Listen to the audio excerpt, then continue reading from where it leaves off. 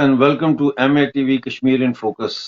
नाजरीन, जैसा कि आप जानते हैं, हम अपने प्रोग्राम में आपको पाकिस्तानी कब्जे वाले जम्मू कश्मीर और पाकिस्तानी कब्जे वाले गिलगित बल्तिस्तान से मुतालिक खुसूसी जानकारियां देते हैं। इसके अलावा कश्मीर की जो वादी है, जम्मू कश्मीर यूनियन टेरिटरी, लद्दाख, वहाँ की भी हम आपको कोई खबर हो तो आपके साथ जरूर शेयर करते हैं। आज का प्रोग्राम 3 हिस्सों में। पहले हिस्से में मैं आपको POJ की और POGB की कुछ खबरें बताऊंगा। दूसरे हिस्से में हम बात करेंगे यासीन मलिक के ऊपर जो केस चल रहा है उसकी, और तीसरे जो सेक्शन है उसमें हम बात करेंगे, जो टॉपिक है हमारा वो है कि जो लॉर्ड तारिक अहमद हैं, जो secretary of state for foreign affairs हैं कॉमनवेल्थ कंट्रीज के लिए ब्रिटिश की तरफ से, उन्होंने एक स्टेटमेंट जारी की है यासीन मलिक के मुकदमे के हवाले से।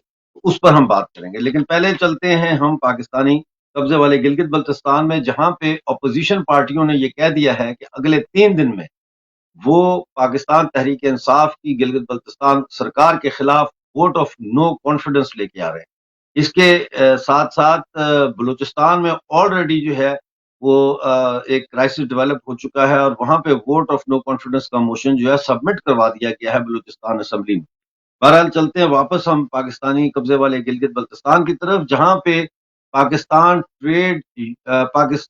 टूरिज्म डेवलपमेंट कॉरपोरेशन जो है, उनके जो मोटेल्स हैं उनमें से 10 मोटेल्स को लीज पे दे दिया गया है मुख्तलिफ फर्म्स और कंपनियों को, जिनका ज्यादातर का ताल्लुक जो है वो पंजाब और गालबन खैबर पख्तूनख्वा से है। नाजरीन, लीज पे देने का मतलब ये है कि उनको इफेक्टिवली प्राइवेटाइज कर दिया गया। कहा यह जा रहा है कि 50% जो आमदनी होगी, इनकम होगी, वो गिलगित बल्तिस्तान सरकार को मिलेगी, और 50% जो उसकी कमाई है वो फर्म्स रखेंगे।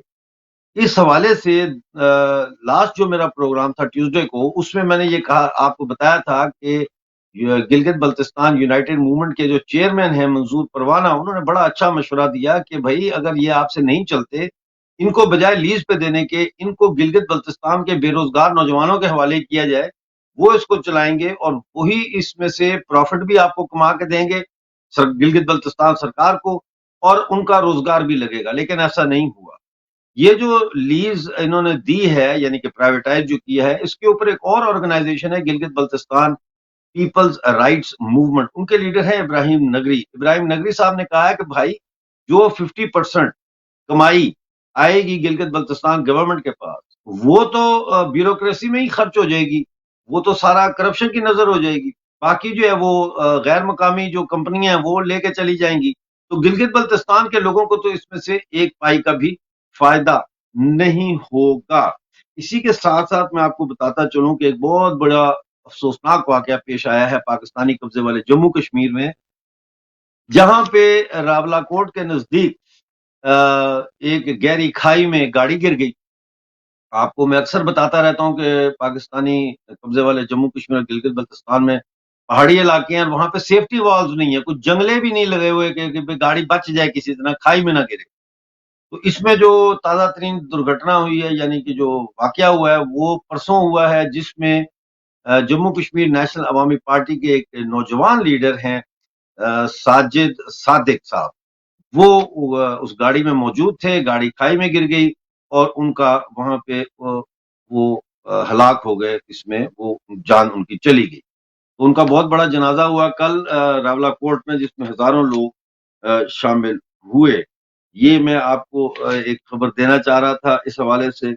और अब आखिर में मैं आपको ये बताता चलूं कि सबसे पहले तो ये बता दूं कि सितंबर से जम्मू में कैंसर हॉस्पिटल जो है वो अपना काम शुरू करने जा रहा है, और इस कैंसर हॉस्पिटल में हिमाचल जो है और कश्मीर की घाटी के लोग भी इससे फायदा उठा सकेंगे।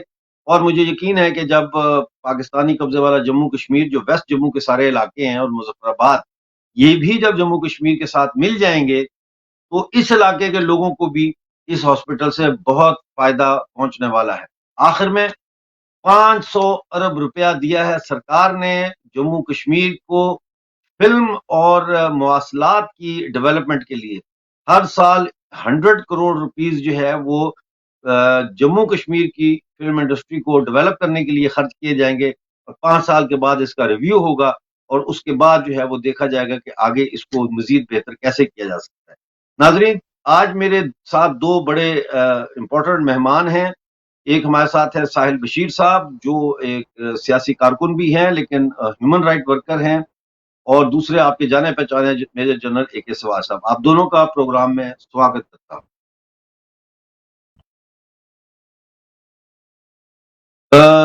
साहिल साहब, आपको मेरी आवाज आ रही है? आपकी नहीं आ रही।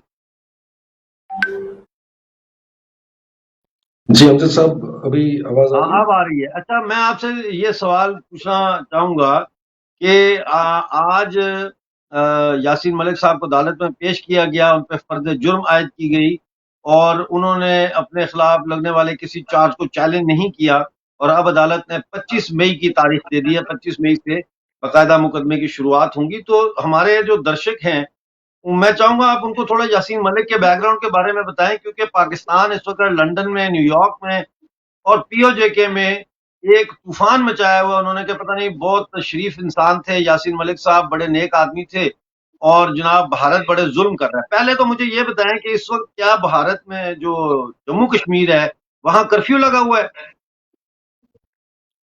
देखिए, मैं नहीं, पहले सबसे मुझे पहले ये आपके बताएं, वहां नाज़रीन कर्फ्यू को लगा हुआ है? जम्मू कश्मीर में कर्फ्यू लगा है? बिल्कुल भी नहीं, बिल्कुल। जी, नहीं बिल्कुल लगा। नहीं दफा लगा एक है। सौ चौतालीस लगी सही हुई है? बात है। दफा एक सौ जी, चौतालीस बिल्कुल लगी नहीं। हुई है? नहीं लगी हुई। नहीं, ये फौज सवाल ही पैदा श्रीनगर के नहीं होता। चप्पे चप्पे में फौज बैठी हुई है? नहीं, ऐसी ऐसी क्या ऐसी नहीं है। खबरें तो देता अगर कौन ऐसा है? नहीं है, तो मैं फिर तो ये क्या वजह है कि श्रीनगर के लोग जो है वो यासीन मलिक के लिए नहीं निकल रहे, जबकि ना वहां पे कर्फ्यू है, ना वहां दफा 144 है, ना वहां श्रीनगर में चप्पे चप्पे पे फौज बैठी है, और पाकिस्तान इतना वावेला कर रहा है? ये कौन है यासीन मलिक? देखिए अमजद साहब, पहले तो मैं जितने भी आपके व्यूअर्स हैं उनको ये बताता चलूं कि जो एक इमेज पाकिस्तान ने यासीन मलिक की बनाई हुई है, वो एक फेक इमेज बना के रखी हुई है। और कहीं ना कहीं जिस तरह एक फिल्म इंडस्ट्री में एक हीरो हीरोइन या एक्ट्रेस का रोल होता है, उसी तरह बहैसियत एक रोल उसको कश्मीर के अंदर यहाँ पे बखूबी एज एन एक्टर डाला गया। लेकिन हकीकत में उस एक्टिंग के दौरान उन्होंने वाकई में कत्ल गारत की, वाकई में उन्होंने यहाँ का खून बहाया, वाकई में उन्होंने यहाँ पे ऐसे इतने जुर्म किए हैं कि जिनकी शायद अगर आज के आज ही जो है सुप्रीम कोर्ट उनको फांसी की सजा सुना दी तो वो भी कम है। ये उनका है। अगर जहां तक आपने बैकग्राउंड की बात की, तो मैं आपको बता दूं कि उनका बैकग्राउंड, उनका ताल्लुक एक मायसूमा के इलाके से था। और मायसूमा के इलाके में वो कोई ऐसा कोई मौलवी या कोई फिलोसोफर या कोई डॉक्टरेट करके बैठा कोई टीचर नहीं था। वो एक जिसको हम बोलते हैं ना कि एक गुंडा, एक बदमाश था। वो बैकग्राउंड था उसका। और उसने, जो आपने सुना होगा कि जब इंडिया वेस्ट इंडीज यहाँ पर मैच हुआ था श्री कश्मीर स्टेडियम में, और उस मैच में जो बाधाएं डाली गई थी, जो गैर जिम्मेदाराना हरकत की गई थी, उसकी वजह भी यासीन मलिक ही था। और यासीन मलिक ने ही उस वक्त वो शुरुआत की थी। और इसके बाद जब वो थोड़ा लाइमलाइट में आने लगा, लाइमलाइट में आने के बाद में वो अरेस्ट भी हुआ। अरेस्ट में जब रिलीज हुआ तो उसने एक कुछ अलग अलग स्टेटमेंट्स देने शुरू कर दिए और एक ताला पार्टी बनाई वहां पे। ताला पार्टी क्या था? वो एक एक मान लो एक रिबेल ग्रुप बना दिया, जिसमें ये सारे जो नशेड़े थे, चरसी थे, जुआरी थे, और वो जो निचले तबके वाले वो ड्राइवर जो शाम को पी के नालियों में पड़े रहते थे, उनका वो ग्रुप बना के यहाँ पे एक वो प्रोपेगेंडा जो है पाकिस्तान के कहने पे शुरू किया। ये भी मैं आपको बोलता चलूं कि पाकिस्तान के कहने पे शुरू किया, खुद से नहीं किया। बिल्कुल ठीक और है, जो भी बिल्कुल फंडिंग ठीक है। होती मैं थी वो यहाँ आपको पाकिस्तान जरा से शुरू रोकूंगा, मैं आपके पास वापस आऊंगा। जी जनरल साहब, आपका बहुत स्वागत करता हूँ। माफी चाहता हूँ कि पिछले प्रोग्राम में आपको मैं वक्त जो है आपकी शख्सियत के मुताबिक नहीं दे सका, उसके लिए मैं आपसे अपोलोजाइज करता हूँ। लेकिन वो सुशील पंडित साहब बोलते ही बहुत आहिस्ता है, तो वो बड़ा टाइम उनको दे दिया। जनरल साहब, मुझे आप एक बात का जवाब दें। क्या भारत के ऊपर बरतानिया की सरकार बैठी हुई है? हाँ बिल्कुल, देखो सच्चाई है नहीं, मुझे मिर्जा ये साहब। बताएं कि मुझे ये बताएं कि क्या भारत की जो सरकार है वो बरतानिया चला रहा है? बरतानिया का बिल्कुल बोरिस जॉनसन हमारा बिल्कुल। प्राइम मिनिस्टर है? नहीं, बोरिस जॉनसन तो नहीं है। यूके का प्राइम अच्छा, मिनिस्टर मुझे है, ये भारत भी, का मैं प्राइम एक और सवाल भी मिनिस्टर। है, मुझे ये बताएं कि क्या हमारी फॉरेन पॉलिसी जो है वो दिल्ली में बनती है या हमारी फॉरेन पॉलिसी वेस्टमिनिस्टर में बन रही है? हाँ बिल्कुल, देखो हमारी जो नहीं, भी बताएं ना मुझे कहां बन रही है, मैं दिल्ली के सवाल अंदर कर रहा हूं बनती है। आपसे। हाँ, दिल्ली दिल्ली में में बन रही बनती है। तो फिर मुझे ये बताएं कि ये जो फॉरेन अफेयर्स कमेटी के जो स्टेट मिनिस्टर ऑफ स्टेट हैं लॉर्ड तारिक अहमद साहब, वो ये बयान देते हैं कि the government British government is closely monitoring, monitoring का लफ्ज इस्तेमाल किया जाता है, मॉनिटरिंग यासीन मलिक केस। और यासीन मलिक कौन था वो हमें साहिल भाई ने बता दिया है। कैसे देखते हैं आप इसको? क्या ये हमारी सोवरेनिटी की तौहीन नहीं है? हाँ बिल्कुल, देखो सच्चाई यह है कि जो यूके है, ब्रिटेन, उसका कोई रोल नहीं है कि क्या भारत में हो रहा है। भारत एक इंडिपेंडेंट देश है। वो जमाने चले गए जब ब्रिटेन की भारत सुनता था। आज कहाँ पहुंच गया भारत। एक ब्रिटेन जो है, जब से ये यूके निकला है यूरोप से, और उसके बाद उसको भारत की जरूरत है, भारत को यूके की कोई जरूरत नहीं। और ये जो स्टेटमेंट पास किए जो तारिक अहमद फॉरेन ऑफिस के मिनिस्टर हैं, बेवकूफ और बिल्कुल गलत स्टेटमेंट है। उनका कोई रोल नहीं। भारत एक इंडिपेंडेंट कंट्री है जिसके अंदर एक इंडिपेंडेंट जुडिशरी है। और जो यशीन मलिक है, ये एक ऐसे नाम जो सेपरेटिस्ट लीडर हैं जो जेनोसाइड में इन्वॉल्व थे 1990 में। इन्होंने बहुत कश्मीरी पंडित को मारा, एक एयरफोर्स ऑफिसर को भी मारा। और सच्चाई यह है कि इसके ऊपर जो चार्जेस लगाए हैं वो बहुत हल्के हैं। मनी लॉन्ड्रिंग, टेररिस्ट फंड, इसको तो जेनोसाइड के लिए चार्ज लगाना चाहिए। और ब्रिटेन की क्या हिम्मत कि भारत के बारे में ऐसे बोले कि हम मॉनिटर कर रहे हैं। होते कौन है ब्रिटेन वाले? ये हमने स्कॉटलैंड और आयरलैंड के बारे में तो कभी बात नहीं की। भारत एक डेमोक्रेटिक कंट्री है जहां पर एक इंडिपेंडेंट जुडिशरी है, इंडिपेंडेंट प्रेस है। और उसके ऊपर मुकदमा चलेगा। अगर वो दोषी मिलेगा तो उसको सजा मिलेगी। तो इसमें कोई शक और सवाल नहीं। इसके अंदर जो ब्रिटेन का कोई रोल नहीं, और ना ब्रिटेन कोई मॉनिटर कर सकता। और देखो सच्चाई क्या है कि जब तारिक अहमद को एक जो एमपी थे, जो कुर्बान हुसैन, जब उसने ये रेज किया, एक और एमपी उसके बारे में बात नहीं करे, जो रामी रंजन है, जो इंडियन ओरिजिन के, उन्होंने ये बताया कि भाई आपको पता है 2 सिखों को पेशावर में मार दिया। कि जम्मू कश्मीर के बारे में तो आप बोल रहे हैं, और आपको पता है कि जो ह्यूमन राइट वायलेशन हो रहे हैं पाकिस्तान ऑक्यूपाइड कश्मीर और पाकिस्तान के बिल्कुल अंदर, ठीक है। अहमद सियाद और उन सबको भी माइनॉरिटीज माना जाता है, सेकंड क्लास सिटीजन। तो सच्चाई यह है कि आज की तारीख में यूनाइटेड किंगडम का कोई रोल नहीं है। तारिक अहमद ने जो बिल्कुल स्टेटमेंट कोई पास रोल नहीं है किया यूनाइटेड बिल्कुल किंगडम का। गलत। साहिल भाई, अभी आपने सुनी जनरल साहब की बातें। जनरल साहब ने मेंशन किया है कि जो यासीन मलिक के ऊपर चार्जेस हैं ये बहुत हल्के फुल्के चार्जेस हैं, मनी लॉन्ड्रिंग के हैं, टेरर फाइनेंसिंग के हैं। लेकिन इसके जो जुराइम हैं वो बहुत ज्यादा घिनौने हैं। और उन्होंने जिक्र किया कि ये बराह रास्त मुलव्वस था, और इसकी पार्टी भी कश्मीरी पंडितों के जेनोसाइड में। उस पर आप क्या कहेंगे, क्या रोशनी डाल सकते हैं आप? देखिए, बिल्कुल जनरल साहब ने तो वैसे भी ये तो बोल ही दिया कि बहुत हल्के चार्जेस हैं, और जो इन्होंने कुछ छोटी-मोटी चीज़ें, मैं तो उनको बोलूँगा छोटी-मोटी चीज़ें गिनवाई। जो काम यासीन मलिक ने यहाँ पे किया है, मैं आपको बताता चलूँ कि यासीन मलिक पहले था कौन? यासीन मलिक एक इलेक्शन एजेंट था, किसका? सईद सलाउद्दीन का। जब 1970 सॉरी 87 में सैयद जब इलेक्शन, सलाउद्दीन है, हिजबुल मुजाहिदीन का जो लीडर है, उसका ये इलेक्शन बिल्कुल, जो एजेंट था। जिसको जिसको जिसको पूरी दुनिया ने एक टेररिस्ट करार दिया है, ये उसका इलेक्शन एजेंट था। इसके साथ में इशफाक मजीद था, इसके साथ में कुछ और लोग थे। और जब उसके बाद में इन्होंने वो ड्रामा किया कि मफ के साथ मुस्लिम यूनाइटेड फ्रंट करके जो इन्होंने वो तंजीम बनाई हुई थी, जिसके जिसके कैंडिडेट थे वो, जब वो हार के चले गए, उसके बाद वो यहाँ से निकल के पाकिस्तान जो है आर्म्स ट्रेनिंग करने के लिए गए। और यहाँ पे काफी नौजवानों को जो है उस वक्त सरहद के पार ले गई, बिकॉज उस वक्त जो एलओसी की पोजीशन थी वो इतनी टाइट नहीं थी, इतना टाइट माहौल नहीं था। और आना जाना जो है इन्फिल्ट्रेशन का और बाकी सारी चीजों का, वो तकरीबन तकरीबन आसान था उन लोगों के लिए। और उसके बाद में जब वो वहां से वापस आते हैं, जैसा कि जनरल साहब ने कहा, उन्होंने यहाँ पर जेनोसाइड स्टार्ट किया। कश्मीरी पंडित्स का, सबसे पहले कश्मीरी पंडित्स को उन्होंने टारगेट किया। कश्मीरी पंडित्स के बाद उन्होंने कंटिन्यूअसली सिक्योरिटी फोर्सेस, और उसके बाद जो उसके अगेंस्ट, यहाँ इवन यहाँ कश्मीरी मुस्लिम्स की मैं बात करूंगा, मैं आपको बताता चलूं, जो उनके अगेंस्ट खड़े हुए, उनके घर तबाह बर्बाद कर दिए गए।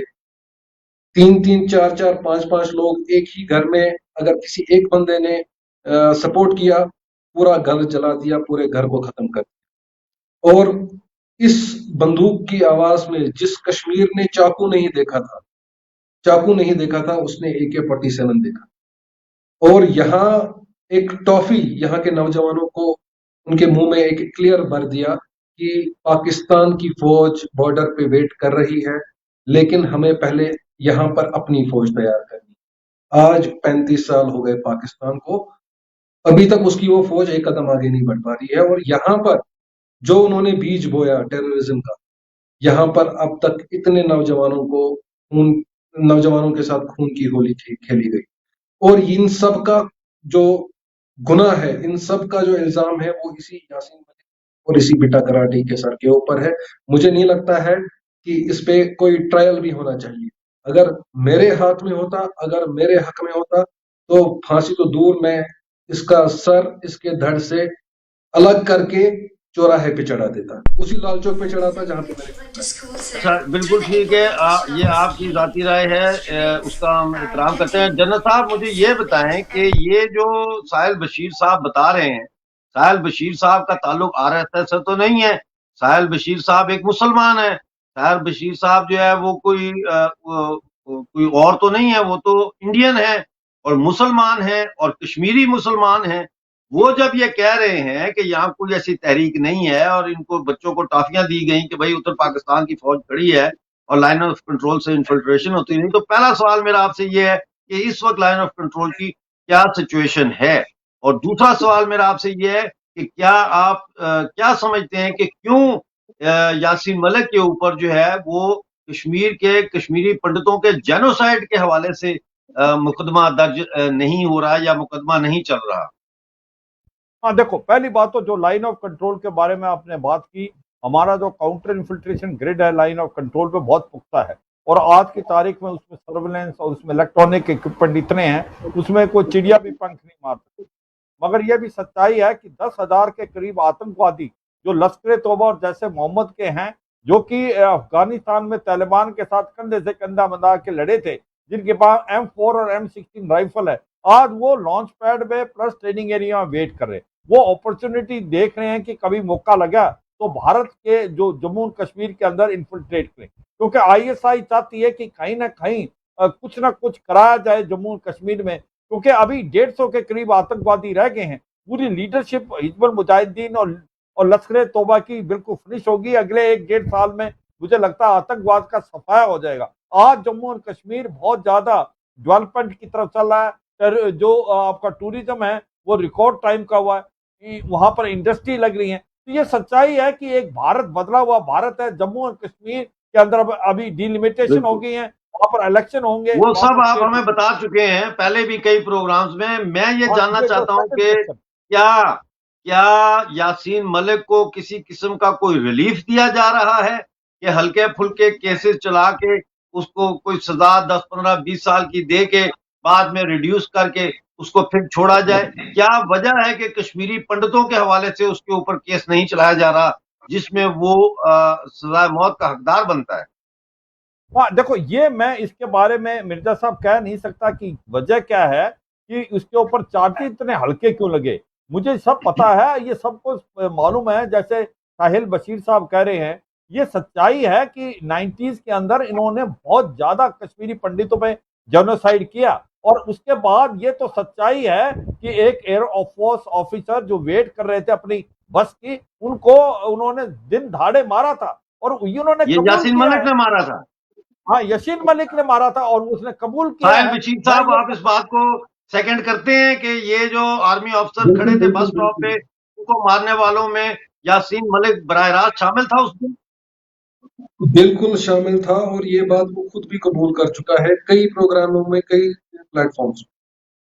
बिल्कुल, देखो जी ऐसा है मिर्ज़ा साहब वो तो प्राउडली हर बार ही ये करता था कि मैंने ये किया। मेरा मतलब ये है कि भारत का जो एक सिस्टम बहुत जुडिशरी सिस्टम बिल्कुल फेयर है, मगर चार्जेज़ अगर नहीं लगेंगे उसके ऊपर जो उसने एक प्रकार से कार्रवाई की हुई है, जो जुल्म किए हैं, तो फिर उसको सज़ा वैसी नहीं मिलेगी। ये सच्चाई आप कश्मीर फाइल पिक्चर देखें, जिसमें इसका रोल साफ दिखता है और इसने दिन दहाड़े एक तो जेनोसाइड किया है और दूसरी बात इसने हर एक अलग-अलग फोरम में इसको कबूल किया है। तो ऐसे को सजाएँ जो है सख्त से सख्त मिलनी चाहिए, उसको तभी मिलेगी जब चार्जेस भी उसी हिसाब से लगें। ये सच्चाई बिल्कुल है सही। कि जो जेकेएलएफ के ये लीडर थे और इनको पाकिस्तान ने बहुत उकसाया और उसके बाद सौ चूहे खा के बिल्ली हैज करने चली और फिर बोलते हैं कि मैं पॉलिटिक्स में आ गया, मैं गांधीवाद बनना चाहता हूँ, मैंने अपने हथियार छोड़ दिए। ये कौन-सी है? आपने जेनोसाइड किया कश्मीरी पंडितों पे, आपने लोगों को मारा है, तो आपको सज़ा तो मिलनी चाहिए। ये भारत पाकिस्तान तो है नहीं, यहाँ पर जो है जुडिशरी और लॉ चलता है, यहाँ लॉ ऑफ द लैंड चलता है। अगर आपने कोई कार्रवाई की है, तो आपको सज़ा मिलनी चाहिए, मिर्ज़ा साहब। साहिल बशीर साहब, आखिर में मेरे पास 1 मिनट रह गया है। 1 मिनट में आप मुझे ये बता सकते हैं कि यासीन मलिक का जो केस शुरू हुआ है दिल्ली में, इसका क्या रिएक्शन आ रहा है श्रीनगर में मुसलमान नौजवानों में? देखिए, इसका तो ज़िक्र भी नहीं है यहाँ।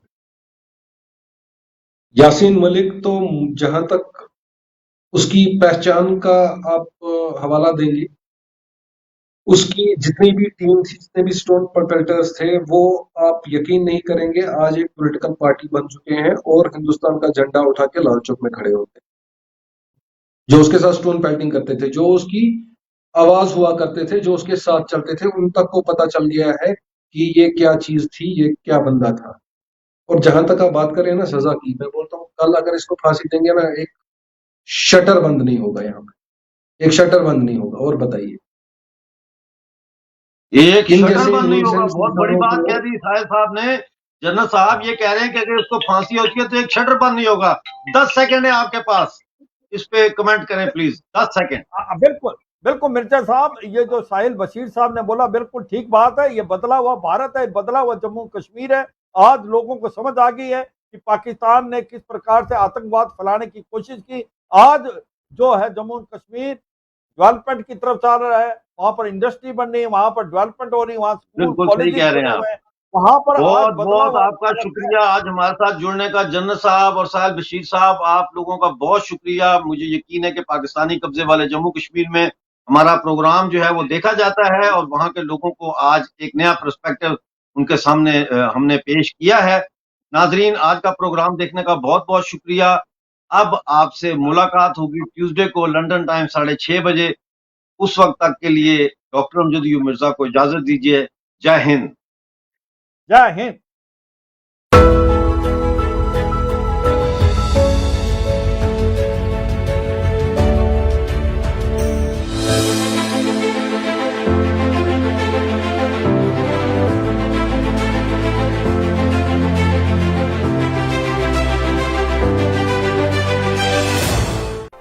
थेम्स जंगलों से निकलकर और राजप्रसादों से किस्से और षड्यंत्र लेकर चुपचाप सागर में विलीन हो जाती है। उसकी खामोशी में